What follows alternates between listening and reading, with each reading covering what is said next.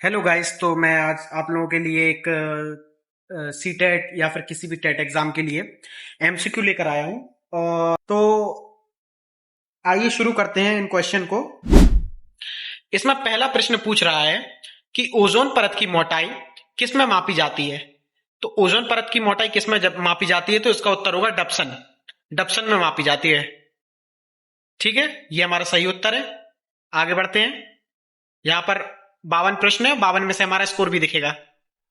अब इसमें पूछ रहा है ओजोन परत मुख्यतः किस वायुमंडल परत पर पाई जाती है। तो ओजोन हमारी 15 से 35 मीटर की ऊंचाई पर पाई जाती है और 15 से 35 मीटर की ऊंचाई में पाई जाती है। तो ये हमारी लगभग समताप मंडल में पाई जाएगी। ठीक है, समताप मंडल में सही उत्तर है हमारा, बिल्कुल समताप मंडल। प्रश्न नंबर 3 पूछ रहा है कि ओजोन परत का मुख्य कार्य क्या है। तो ओजोन परत क्या करती है, जो हानिकारक पराबैंगनी किरणें, ये जो यूवी रेज निकलती हैं, उनसे हमारी रक्षा करता है। तो इसका सही उत्तर होगा यूवी किरणों को रोकना। आगे बढ़ते हैं। एरोसोल क्या है। तो एरोसोल वायु में निलंबित सूक्ष्म ठोस या द्रव कण है, जिसको हम सस्पेंडेड पर्टिकुलर मैटर भी बोल सकते हैं, है ना। तो उसका उत्तर होगा बी। आगे बढ़ते हैं। पीएम 2.5 का आकार कितना होता है। तो ये 2.5 माइक्रोन या उससे कम होता है। आगे बढ़ते हैं। पीएम 10 का आकार कितना होता है। तो ये 10 माइक्रोन या उससे कम होता है। Particulate matter. ठीक है, तो ये जो कण होते हैं, ये बहुत हानिकारक होते हैं। ये अगर हमारे शरीर में चले जाएं तो इनसे क्या होती है, जो हमारे कुपिकाएं होती हैं, कुपिकाएं को ये ब्लॉक कर सकती है हमारे लंग्स को। तो श्वसन में हमें क्या हो सकती है, दिक्कत हो सकती है। कुपिका जिसको हम एल्वेलाई बोलते हैं। ब्लैक कार्बन मुख्यतः किससे बनता है। तो अधूरा जो जब दहन होता है तब हमारा जो है ब्लैक कार्बन बनता है। ठीक है, सही उत्तर है इसका अधूरा दहन, ब्लैक कार्बन। ब्राउन कार्बन का मुख्य स्रोत क्या है। तो जैविक पदार्थों का जब दहन करते हैं तो ब्राउन कार्बन बनता है। ब्लू कार्बन किससे संबंधित है। तो महासागरीय एवं तटकीय पारिस्थितिकी तंत्र से ब्लू कार्बन संबंधित है। आगे बढ़ते हैं। ग्रीन कार्बन किससे संबंधित है। तो ग्रीन कार्बन हमारा वनस्पति एवं स्थलीय परिस्थिति तंत्र से संबंधित है। मॉन्ट्रियल प्रोटोकॉल का उद्देश्य क्या है। तो ओजोन परत का संरक्षण है मॉन्ट्रियल प्रोटोकॉल का जो मुख्य उद्देश्य है। और इसकी स्थापना शायद 16 सितंबर 1987 में हुई थी। ठीक है, ये देखिए ये क्वेश्चन भी आ गया कि मॉन्ट्रियल प्रोटोकॉल कब अपनाया गया। तो 1987 में अपनाया गया। मॉन्ट्रियल प्रोटोकॉल किस पदार्थ को नियंत्रित करता है। तो सीएफसी। रासायनिक कीटनाशकों के स्थान पर पर्यावरण अनुकूल विकल्प क्या है। तो नीम का तेल है। ठीक है। पेट्रोल डीजल वाहनों के स्थान पर स्वच्छ ईंधन क्या है, सीएनजी है, क्योंकि इसमें मीथेन होता है। उद्योगों में प्रदूषण नियंत्रण हेतु फिल्टर का उपयोग क्यों किया जाता है। तो फिल्टर कणों को क्या करता है, रोकता है। स्क्रबिंग क्या है। स्प्रिंकल या द्रव द्वारा प्रदूषक को हटाना ही क्या है, स्क्रबिंग है। ठीक है, जिससे क्या होता है, कण जो है वो ऊपर मिक्स नहीं हो पाते। जल में हाइड्रोजन और ऑक्सीजन का आयतन अनुपात क्या है। तो 2:1 है। 2 हाइड्रोजन के एटम और 1 ऑक्सीजन का एटम। जल में हाइड्रोजन और ऑक्सीजन का भार अनुपात क्या है। तो हाइड्रोजन H2, ठीक है, 2 रेशियो ऑक्सीजन का जो द्रव है वो है 16। तो 2:16। तो 2 को काटेंगे हम, 2 एकम 2 और 2 अट्टे 16, तो 1:8 जो है हमारा उत्तर हो जाएगा। आगे बढ़ते हैं। विश्व जल दिवस कब मनाया जाता है। तो ये तो सबको क्लियर होगा कि 22 मार्च को विश्व जल दिवस मनाया जाता है। आगे बढ़ते हैं। गंगा की स्वच्छता स्वशुद्धिकरण, माफ कीजिए, स्वशुद्धिकरण क्षमता का प्रमुख कारण क्या माना जाता है।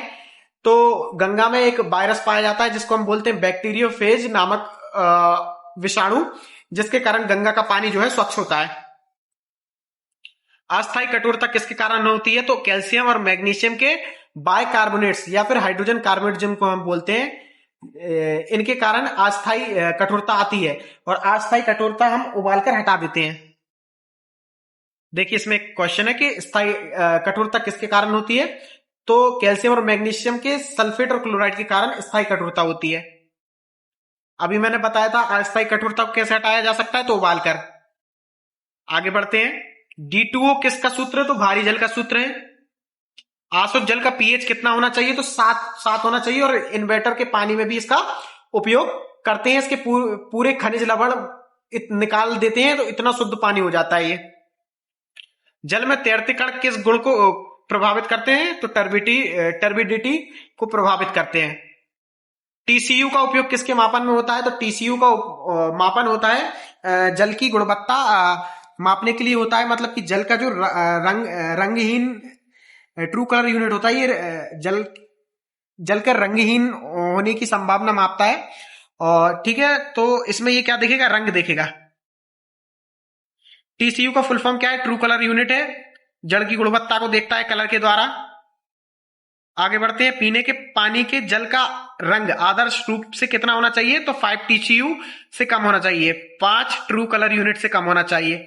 आगे बढ़ते हैं। स्वच्छ पेयजल का तापमान 10 से 15 डिग्री सेल्सियस होना चाहिए।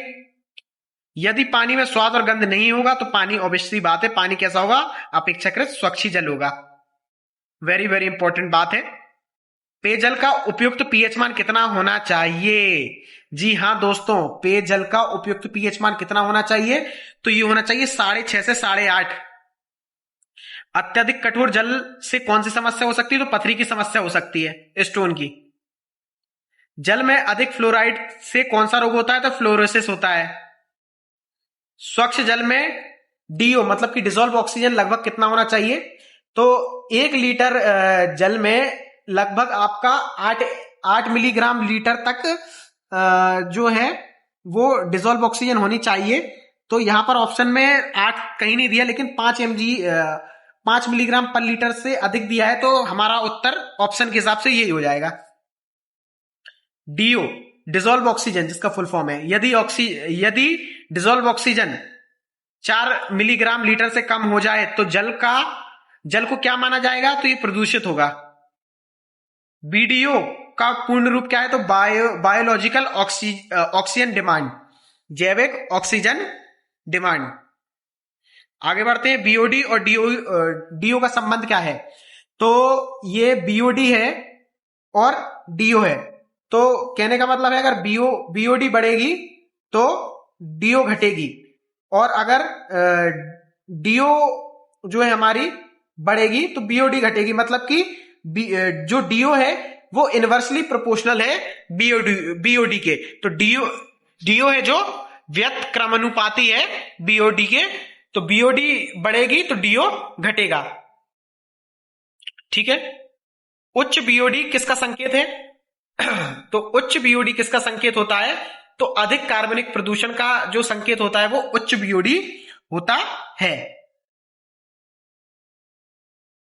पीपीएम का पूर्ण रूप क्या है, पार्ट्स पर मिलियन।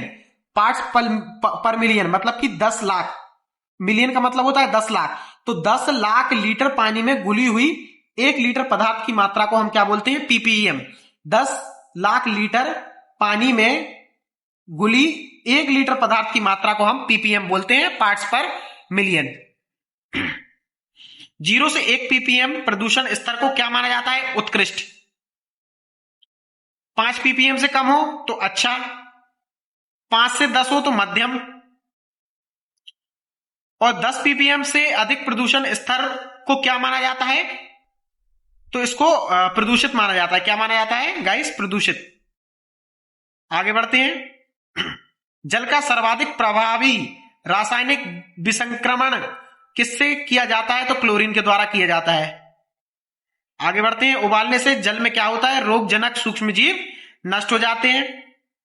यूवी विकिरण द्वारा जल संशोधन में क्या नष्ट होता है, ठीक है, तो यूवी विकिरण द्वारा जल में क्या नष्ट होता है, तो ये वाला जो क्वेश्चन है इसका जो उत्तर होगा सूक्ष्मजीव होगा। फिटकरी का उपयोग मुख्यतः किसके लिए किया जाता है, तो फिटकरी का उपयोग जो है वो जमाव द्वारा गंदगी हटाने हेतु किया जाता है। आगे बढ़ते हैं। चूने का उपयोग जल उपचार में मुख्यतः किस लिए किया जाता है, तो पीएच नियंत्रण करने के लिए किया जाता है, क्योंकि चूना एक बेस है। डिसॉल्व ऑक्सीजन से क्या अभिप्राय है? जल में घुली हुई ऑक्सीजन को हम डिसॉल्व ऑक्सीजन बोलते हैं, नाम से समझ में आ रहा है। डिसॉल्व ऑक्सीजन का मापन किस में किया जाता है? मिलीग्राम पर लीटर में किया जाता है। तो ये थी आज की वीडियो। होपफुली आप लोगों को ये वीडियो पसंद आई होगी। 1 मिनट गाइस, 52 में से 51 स्कोर क्यों बता रहा है? लगता है हमारा कोई सा क्वेश्चन मिस हो गया है। 1 मिनट ऊपर चलते हैं, कौन सा क्वेश्चन मिस हो गया है हमारा? अच्छा, इस पर टिक नहीं कर पाए हैं कि फिटकरी का उपयोग मुख्यतः किसके लिए किया जाता है? तो जमाव गंदगी हटाने हेतु। ठीक है, अब 52 में से 52 स्कोर हो गया है, तो हमने यहाँ पर 52 एमसीक्यू कंप्लीट कर लिए हैं।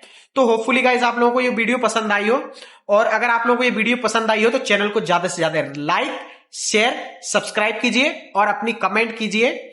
और अगर आप चाहते हैं कि वीडियो में कुछ सुधार की जरूरत है तो अपना मत, अपना कमेंट वीडियो के माध्यम, कमेंट के माध्यम से मुझ तक पहुंचाएं, तो मैं उसमें कंटेंट में और सुधार करने की कोशिश करूंगा। Thank you guys.